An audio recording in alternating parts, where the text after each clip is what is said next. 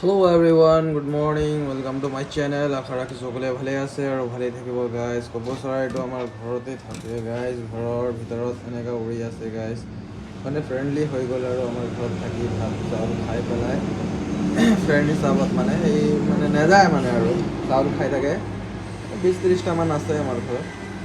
তো সেইদিনাখন কি হ'ল, ফেনৰ ওপৰত মানে চিলিঙৰ যোনটো বাটামটো আছে মানে চিলিং দিবৰ কাৰণে লগোৱা হয়তো, তাত ফেন লগোৱা আছে, তাৰ ওপৰতহে সিহঁতে কণী পাৰিছে।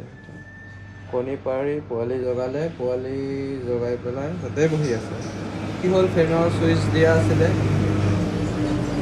ডাঙৰ চৰাইটো যোনটো কপৌ চৰাইটো নামি আহিব লৈছিলে তললৈ দানা খাবৰ কাৰণে, পাখত লাগি পেলাই পৰি গ'ল। চ' তেতিয়া মই কি কৰিলোঁ, লগে লগে ফ্ৰিজৰ পৰা পানী দি পেলাই, ঠাণ্ডা পানী দি পেলাই দিলোঁ। চৰাইখিনিক দিলোঁ, দিয়াৰ পাছত অলপমান ৰ'দত দিলোঁ শুলে।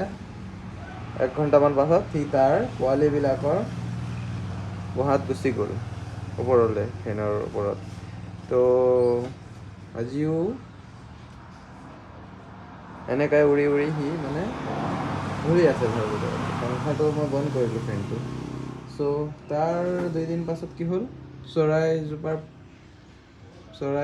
য'ত বাঁহটো দিছিলে তাৰ পৰা মানে বাঁহটো পৰি গ'ল, দুইটাই পৰি পেলাই মই ভাবিলোঁ বাঁহটো পৰি গ'ল যিহেতু ইয়াক বাহিৰত ব্যৱস্থা কৰি দিয়া যায়। বাহিৰত দিলোঁ, তাৰপিছত তাৰ মাকে নলয় সিহঁতক। তাৰপিছত মই একদম তলত দিলোঁ, মানে গছ এটাত বাঁহ আছিলে তাত ওলমাই দিলোঁ এনেকৈ। তো তাৰ মায়ে আহি পেলাই তাক খোৱালে আৰু এইটো ধৰিলোঁ, ধৰি পেলাই মানে নাযায় মানে একদম মানে ভয় নকৰা হৈ গ'ল আৰু ফ্ৰেণ্ডলি হৈ গ'ল। জীৱ জন্তু উৰি গ'ল, চাব পাইছোঁ। চ' তাৰ পোৱালি দুটা চাব, আপোনালোকক দেখাই আছোঁ।